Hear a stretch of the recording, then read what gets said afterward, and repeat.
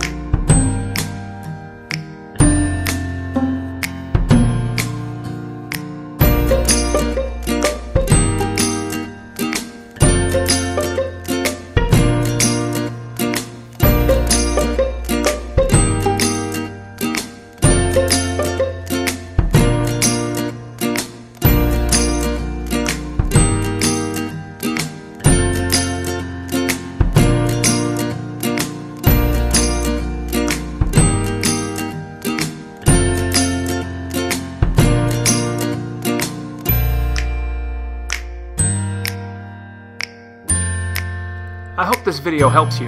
This is a simple way to blend in those thick paint chips and make them match seamlessly. I've included links to all the products used in the description below. And for more DIY tips and tricks, go ahead and click the subscribe button and check out my website at thecraftsmanblog.com.